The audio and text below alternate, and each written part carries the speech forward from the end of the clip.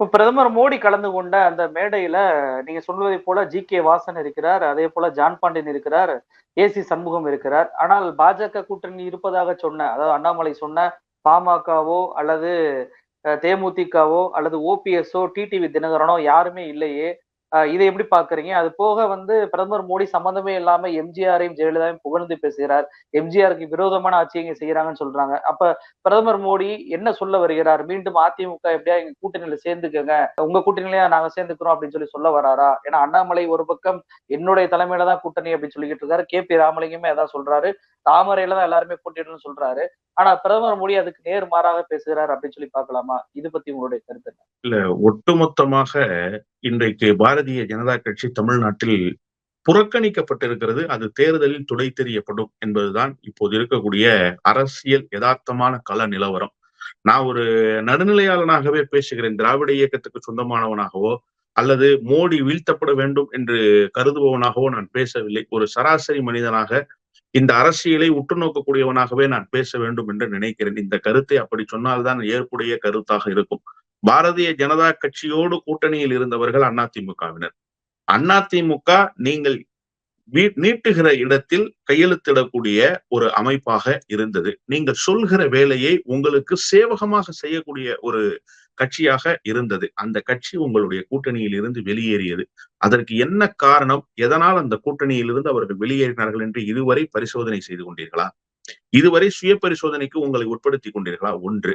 அந்த அணியில் இருந்து பிரிந்து வந்தவர், உங்களுடைய கடைக்கண் பார்வைக்கு காத்திருந்தவர் பன்னீர்செல்வம். நேற்றைக்கு வரை பன்னீர்செல்வம் என்ன பேசிக் கொண்டிருந்தார்?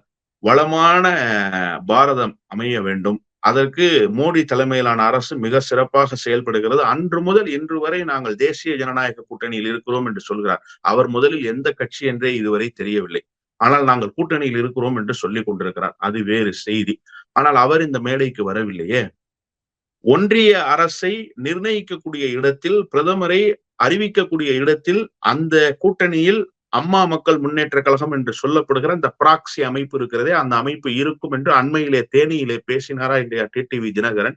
அப்படி என்று சொன்னால் பாரதிய ஜனதா கட்சியினுடைய கூட்டணிக்கு நாங்கள் போவோம் என்பதை உறுதி செய்து விட்டார். அவர் ஏன் இந்த மேடையில் ஏறவில்லை? அவர் ஏன் இந்த மேடையில் உங்களோடு பங்கேற்கவில்லை? இதையெல்லாம் நீங்கள் சிந்தித்து பார்க்க வேண்டாமா? நான் அதனால்தான் நடுநிலையாளனாக சொல்கிறேன் என்று சொன்னேன்.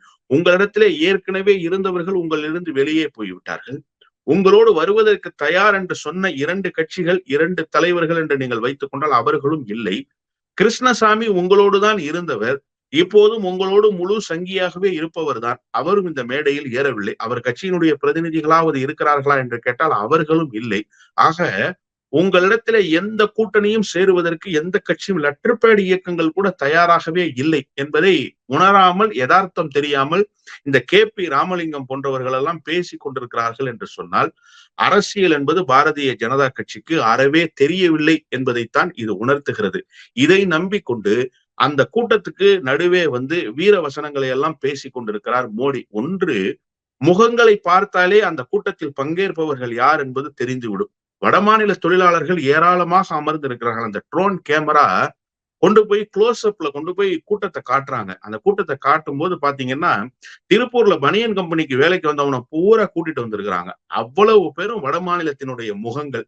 வடமாநில முகங்களை கொண்டு வந்து ஆயிரக்கணக்கில் அமர வைத்து இருக்கையை நிரப்பி விட்டால் அதெல்லாம் வாக்குகளாக மாறும் என்று மோடி நினைக்கிறாரா?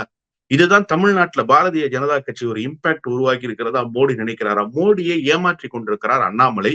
மோடியும் அரசியல் கணக்கு தெரியாமல், இந்த மண்ணினுடைய தட்பவெப்பம் தெரியாமல், இங்கே வந்து ஆர்டிகல் 370 ரத்து பண்ணதை நீ பெருமையா பேசுற. இது தனி நாடு கெட்ட மாநிலம்.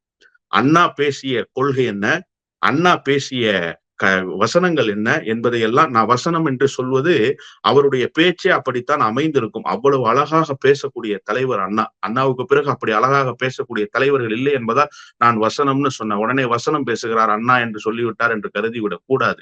அப்படிப்பட்ட தலைவர் அண்ணா சொன்ன செய்தி என்ன, அது இப்போதும் உயிர்ப்போடு தானே இருக்கிறது. தனிநாடு கோரிக்கையை தற்காலிகமாக ஒத்தி வைக்கிறோம் தம்பி, அதற்கான காரண காரியங்கள் அப்படியே இருக்கிறது தம்பி என்று பேசியவர் அண்ணா. அந்த அண்ணாவினுடைய நீட்சிதான் இப்போது இருக்கக்கூடிய திராவிட முன்னேற்ற கழகத்தினுடைய அரசு. இங்கே தனிநாடு கெட்டவர்களிடத்திலே வந்து நாங்கள் சிறப்பு அந்தஸ்தை ரத்து செய்து விட்டோம் என்று பேசினால் ஒருவராவது இங்கிருந்து வாக்களிப்பார்களா? இதை மோடிக்கு யாராவது எடுத்து சொல்லக்கூடாதா? இப்படியெல்லாம் இந்த மாநிலத்தில் பேசக்கூடாது என்று. ஆனால் மோடி பேசினார். கூட்டணியும் அமையவில்லை. கூட்டணிக்கு வருகிறேன் என்று உத்தரவாதம் தந்தவர்களும் வரவில்லை. வெற்று மேடையாகவே இருந்தது. பல்லாயிரக்கணக்கான தொண்டர்களினுடைய ஆதரவு பெற்ற இயக்கம். அந்த கட்சிக்கு பேரே என்னன்னு தெரியாது. தேவநாதன் வின் டிவியோட ஓனர். அவர் உட்கார்ந்திருந்தாரு பார்த்தேன். ஏசி சண்முகம் அவர் என்ன கட்சி நடத்துறாருன்னு அவருக்கு மட்டும்தான் தெரியும். அவர் இருந்தார் பார்த்தேன். திராவிட முன்னேற்ற கழகத்தினுடைய ஆதரவோடு இந்த எஸ்ஆர்எம் காலேஜோட சேர்மன் ஒருத்தர் பச்சைமுத்துன்னு அவர் எம்பி ஆனாரு. அவர் இந்த முறை அங்க போய் உட்கார்ந்திருக்காரு. அவர் என்ன ஆக போறாருன்னு தெரியல. இப்படிப்பட்ட மக்கள் செல்வாக்கு பெற்றிருக்கிற தலைவர்கள் எல்லாரும் மேடையில் அமர்ந்திருக்கிறார்கள். இவர்கள் தான் கூட்டணி. கடைசி வரை இவர்களை வைத்துக் கொண்டுதான் தேர்தல் வரை பாரதிய ஜனதா கட்சி போய் சேர வேண்டியிருக்கிறது. டெபாசிட் வாங்குவதற்கான வாக்குகளை கூட அவர்கள் பெறப்போவதில்லை என்றுதான் நான் கருதுகிறேன்.